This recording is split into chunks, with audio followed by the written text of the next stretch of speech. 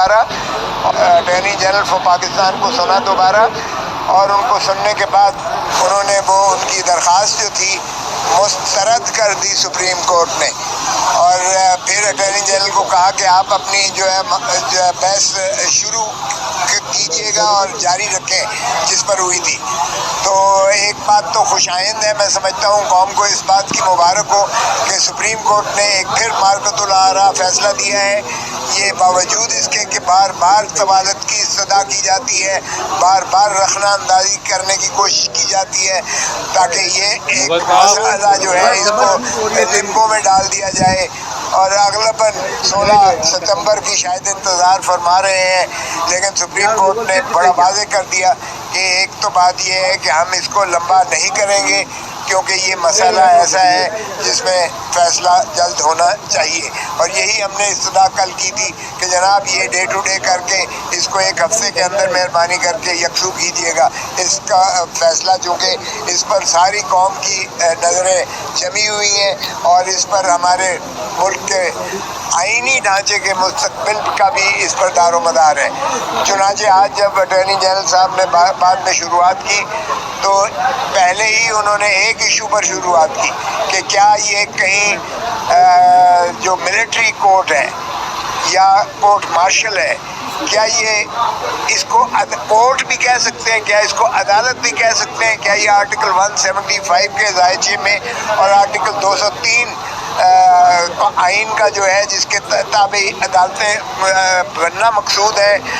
کیا یہ ان کی تعریف میں، ان کے ذائچے میں، ان کے ڈسپلن میں یہ آپ کی جو کورٹ مارشل ہے یہ آتی بھی ہے کہ نہیں آتی ہے۔ تو اس پر جو ہے اٹارنی جنرل صاحب نے جو بحث کی تو انہوں نے کہا کہ جی یہ تو آرٹیکل 8 کی جو ہے سب آرٹیکل 3 کے اس میں آتا ہے، تو اس پر یحییٰ فریدی صاحب نے بھی اور میڈم عائشہ ملک صاحبہ نے بھی، میڈم عائشہ ملک صاحبہ نے بھی اور جسٹس منیب اختر صاحب نے بھی جو سوالات کیے اس کی جو ہے روح، اس کا مجموعہ یہ نکلتا ہے جو کم از کم سارے عدالت میں یہ اس چیز کا آیا کہ انہوں نے یہ بالکل آرٹیکل 175 اور آرٹیکل 203 کے زمرے میں نہیں آتا، اس لیے کہ نہ تو اس کی جو ہے وہ عدالت کی جو پریزائڈنگ آفیسر ہے یا جو جج ہوتا ہے وہ نہ تو اس کی وہ انڈیپینڈنٹ، نہ تو کوالیفیکیشنز ہیں، پھر نہ اس کا کوئی انڈیپینڈنٹ اسٹیچر ہے، نہ اس کی کوئی جو ملازمت ہے اس کی کوئی یعنی تحفظ ہے، اور نہ ہی وہ آزادانہ طور پر فیصلہ کر سکتا ہے، اس لیے وہ عدالت کے تعریف میں ہی نہیں آتا جو آرٹیکل 175 اور آرٹیکل 203 سپروائزری جورسڈکشن ہے۔ یہ نہ عدالت عالیہ میں اس کی کوئی اپیل ہے، نہ عدالت عظمیٰ میں اس کا کوئی آگے پٹیشن ہوتی ہے، سو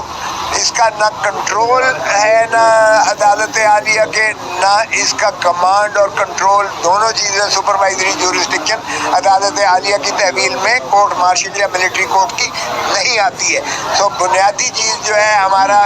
یہی تھا کہ ایک تو تفتیشی عمل جو ہے عنصر جو ہے وہ شفاف اور آرٹیکل 10A کے مطابق ڈیو پروسیس آف لا کا ہونا چاہیے، اور یہ تو تفتیش سے ہی جب آپ اس کو ملزم کو اٹھا لیتے ہیں تو پھر اس کا کوئی پتہ نہیں ہے کہ اس کے ساتھ کیا ہو رہا ہے، اس کو کہاں رکھا جا رہا ہے، اس کے ساتھ کیا سلوک کیا جا رہا ہے، اس کو کیا بنیادی حقوق میسر ہے یا نہیں ہے، اس کے کنفیشنل سٹیٹمنٹ ریکارڈ کیے جا رہے ہیں، کس طرح ہو رہا ہے، کون کر رہا ہے، اس کو کس جگہ پر لے جا کر کیا جا رہا ہے، نہ اس کو کوئی وکیل کی دسترس ہوتی ہے، نہ وہ اپنی کسی فیملی ممبر سے مل سکتا ہے، تو ڈیو پروسیس تو یہیں پر ہی منہدم ہو گیا، اور ڈیو پروسیس یہ بنیادی حق ہے، بنیادی حق ہے جس پر کوئی قانون جو ہے اس کو سلب نہیں کر سکتا ہے۔ اس میں آئینی ترمیم کریں تو بھلے اور بات ہے، لیکن قانون کوئی بھی اس کو ٹیک اوے نہیں کر سکتا ہے۔ سو پہلی بات ہماری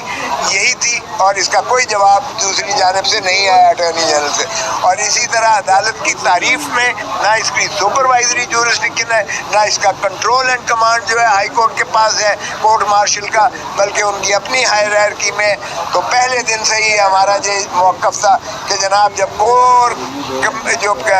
کمانڈرز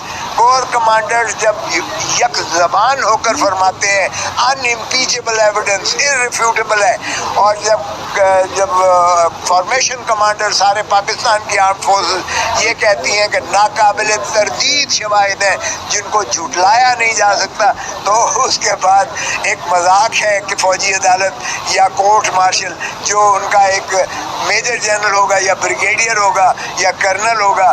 وہ اس کو فیصلہ کر سکیں، اس لیے کہ فیصلہ تو دے دیا کور کمانڈرز اور فارمیشن کمانڈرز نے. سو اس بنا پر بھی یہ عدالت انڈیپینڈنٹ اس کو نہیں کہا جا سکتا. اور جب یہ بات ہوئی تو چیف جسٹس صاحب نے بھی کہا کہ یہ چیز آپ کنسیڈر کریں اٹارنی جنرل صاحب کو کہ کیا یہ پیرلل جوڈیشل سسٹم کے بنانے کے متصادم تو نہیں ہوگا، متبادل تو نہیں ہوگا، کیونکہ یہ ٹرائیکوٹمی آف پاور جو ہماری ہے، یعنی جو تین ستون ہیں ہماری ریاست کے اور آئین میں جو متعین ہے، یہ اس کی روح کو مجروح کرتا ہے. جب عدلیہ کی آزاد نہیں ہوگی، انصاف جو ہے عدلیہ یعنی انڈیپینڈنٹ جوڈیشری یا انڈیپینڈنٹ کورٹ یا انڈیپینڈنٹ جو ہے کورٹ مارشل یا انڈیپینڈنٹ جو ہے ملٹری کورٹ نہیں فراہم کرے گی، تو ظاہر ہے یہ ٹرائیکوٹمی آف پاور کے اور ڈھانچے کو، روح کو آئین کی مجروح کرے گا. سو آج جو ہے اٹارنی جنرل صاحب نے پھر دوبارہ کہنے کی کوشش کی کہ جناب میں ایڈجوٹنٹ جنرل جو سب سے اوپر ہوتا ہے اس سے میں کوشش کر رہا ہوں کہ یہ جو ہے اپیل کی اس میں گنجائش کے بات پر اپیل ہائی کورٹ میں ہونی چاہیے اور پھر سپریم کورٹ میں اوپر پٹیشن آئے گی. تو یہ اس طرح سے ان کے کچھ ہماری جانب دیکھ کر ان کے کچھ تحفظات دور ہو جائیں گے. تو چیف جسٹس نے اور انہوں نے کہا کہ جی پہلے جو آرمی ایکٹ میں ترامیم ہوئی ہیں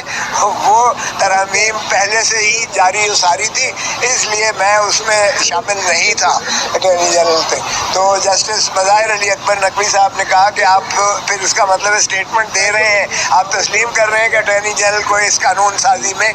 وہ اس کی مشاورت شامل نہیں ہے. تو انہوں نے کہا جی میں حقیقت بتا رہا ہوں، ایک فیکٹ بتا رہا ہوں. تو اس سے بھی عیاں ہو گیا کہ اس حکومت نے یہ جو قانون سازی کر رہی ہے اس میں جو پرنسپل لا آفیسر ہے ان کا، اس کی شمولیت، شراکت یا اس کی مشاورت کو جو ہے وہ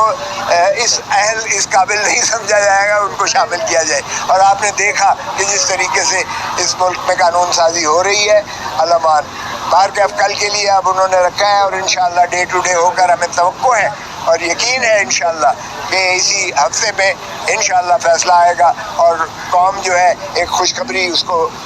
میسر آئے گی. وزیر اعظم صاحب نے ایک اسٹیٹمنٹ بھی دی ہے کہ جو 9 مئی کا واقعہ تھا یہ بنیادی طور پہ آرمی چیف کے خلاف سازش تھی. تو آپ اس سوال کو لے کر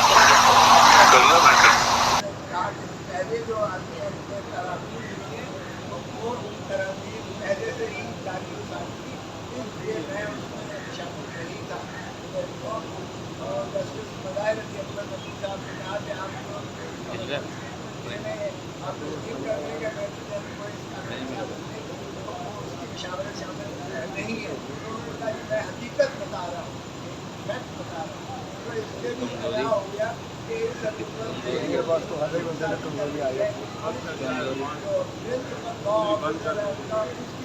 شمولیت، شراکت یا اس کی مشاورت کو